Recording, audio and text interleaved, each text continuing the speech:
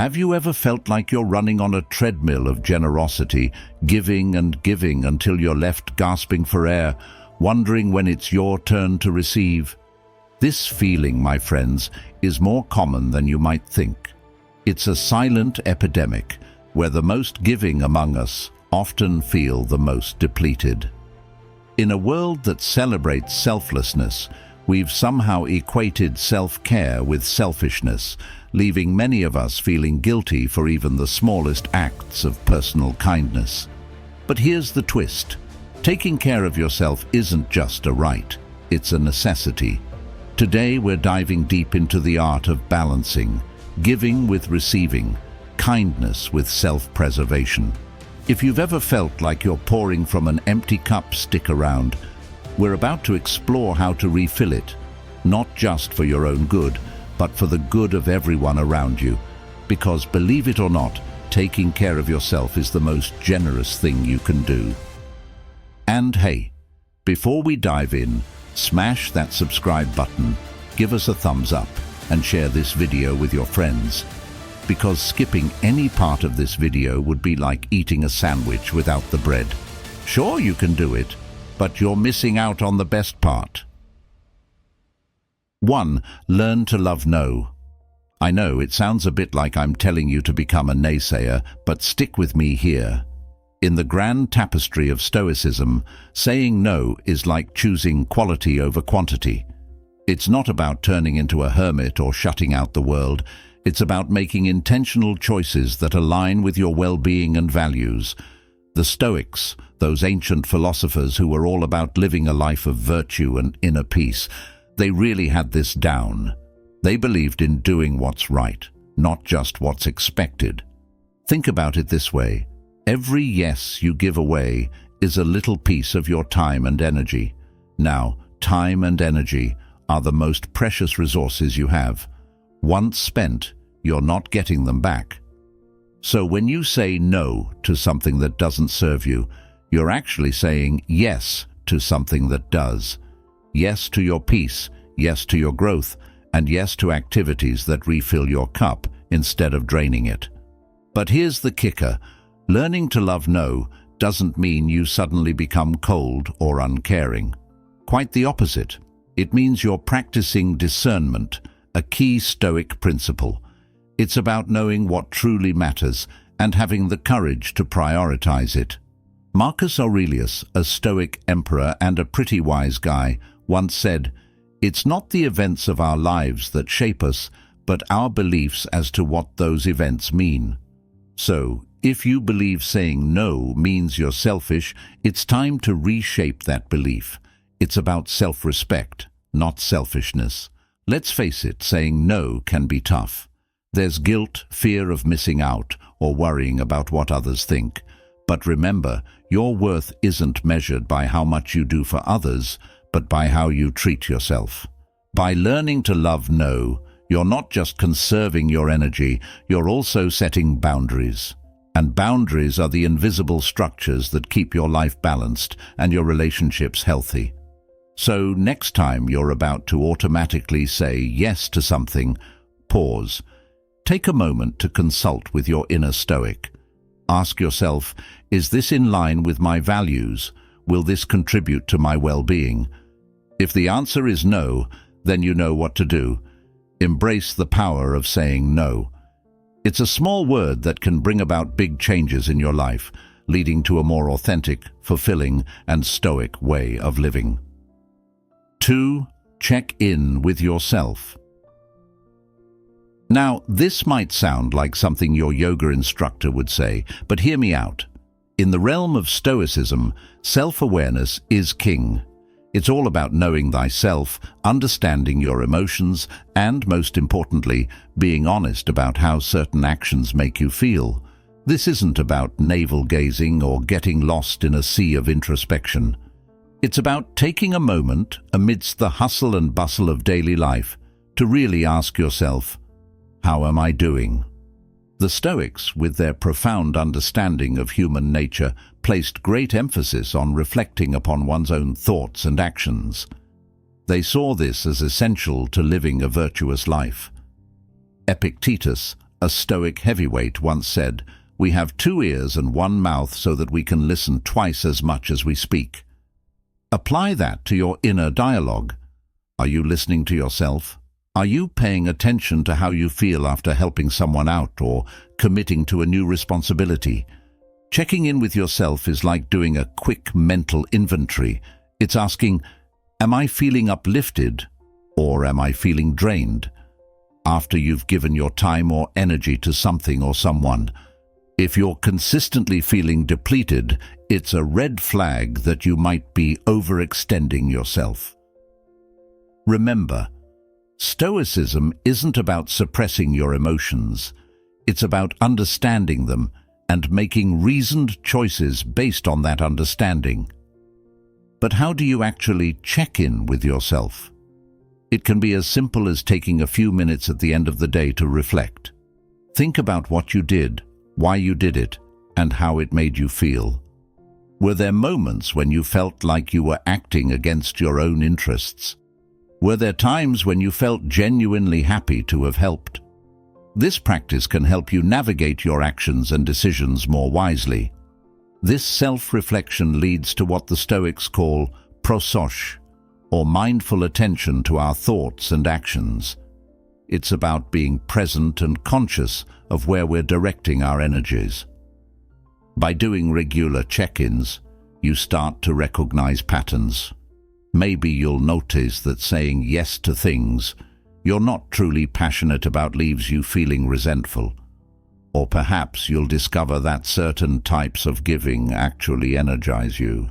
Remember, the goal of Stoicism is not to become a passive observer of your own life, but to engage with it actively and intentionally.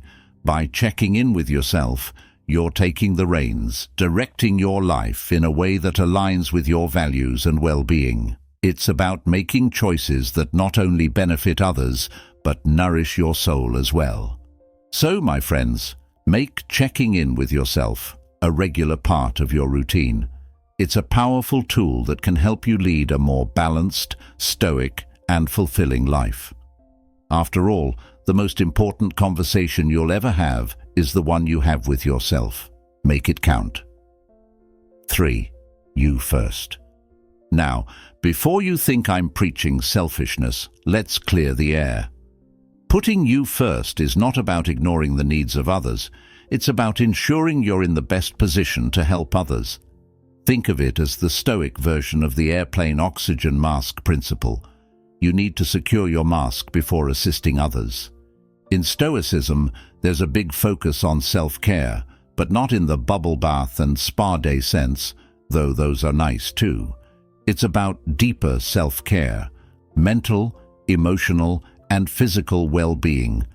The Stoics believed in the concept of oikeiosis, which is the idea of understanding our natural inclination towards self-preservation and extending this care to others. But here's the catch. You can't extend what you don't have. If you're running on empty, how can you give to others? Seneca, one of our Stoic buddies, was big on the idea of taking time for oneself. He wrote about the importance of retreating into oneself to reflect, recharge, and realign with one's principles. This isn't about being alone for the sake of solitude, but about nurturing the self to be a better person for those around us. So, how do you start putting you first into practice? It begins with recognizing your needs and acknowledging that they are as important as anyone else's. This could mean setting aside time for activities that rejuvenate you, whether that's reading, meditating, or just sitting quietly with your thoughts. It's about giving yourself permission to pause and breathe. But you first goes beyond just self-care activities.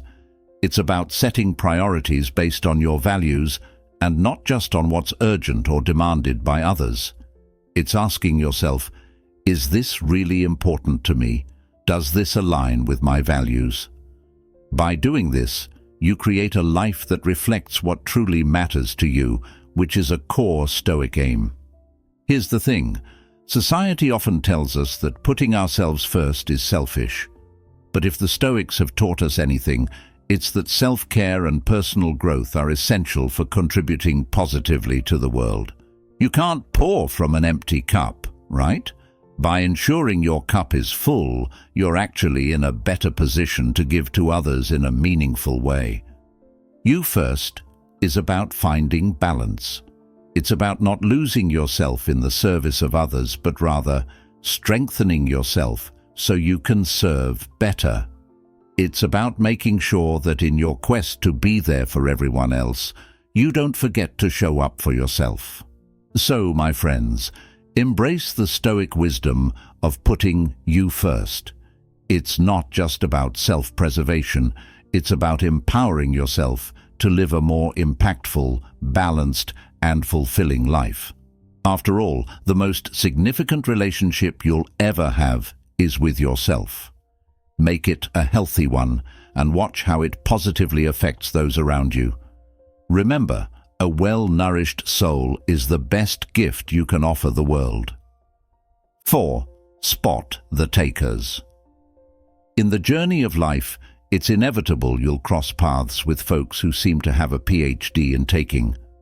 Now, I'm not talking about the occasional favor or a helping hand in times of need. I'm talking about those who perpetually draw from your well, never once offering a drop in return. Navigating these waters requires a dash of Stoic insight and a whole lot of discernment. The Stoics were all about wisdom, courage, justice, and moderation. They taught us to be wise in our associations, courageous in our actions, just in our dealings, and moderate in our expectations. When it comes to spot the takers, it's a matter of applying these principles to protect our well-being without harboring resentment or becoming cynical. Epictetus, a sage in the Stoic tradition, reminds us that it's not what happens to you, but how you react that matters.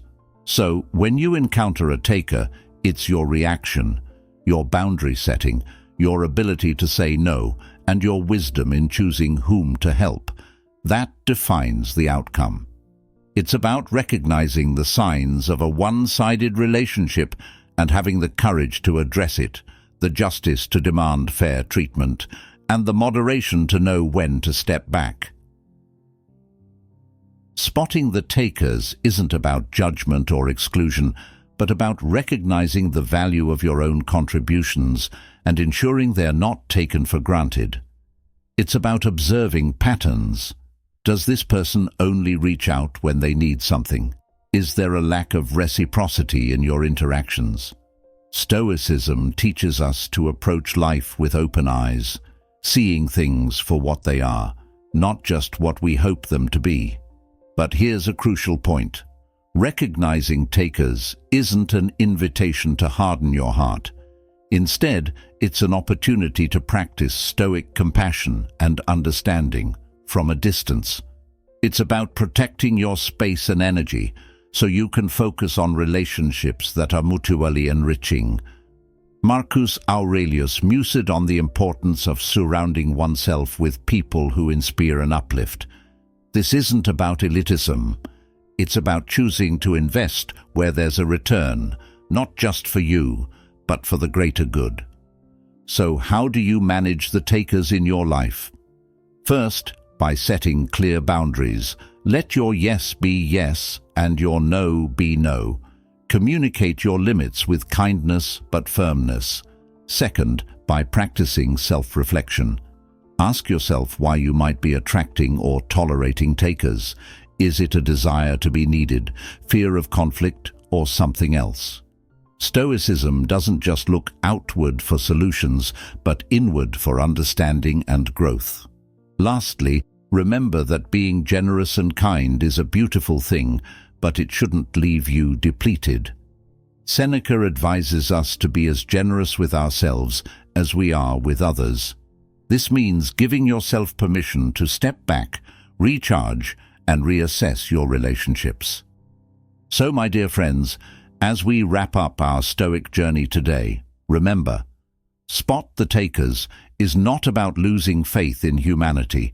It's about empowering yourself to navigate your relationships with wisdom, ensuring that your generosity lights up the world without extinguishing your own flame. Here's to finding balance, nurturing reciprocal relationships, and living a life that would make the Stoics proud. Remember, in the grand tapestry of life, every thread counts. Make sure yours weaves a story of balance, wisdom, and heartfelt generosity. And there we have it, a Stoic guide to navigating the delicate balance of giving and receiving, of ensuring our own cup is not just full, but overflowing. Remember, my friends, in the grand scheme of life, it's not just about how much we give, but also about how we replenish ourselves. It's about creating a life where kindness radiates from a place of abundance, not obligation. As we part ways today, I hope you carry with you not just the wisdom of the Stoics, but the courage to apply it in your own life. To continue on this journey of growth and self-discovery, I invite you to dive deeper into our playlist right here on the screen. Each video is a step towards a more balanced, fulfilled, and stoically inspired life. Until next time, take care of yourselves and each other, and never forget, the richest lives are those that give wisely, love generously, and tread lightly upon their own souls. Click on the playlist, and let's keep this journey going. See you in the next video.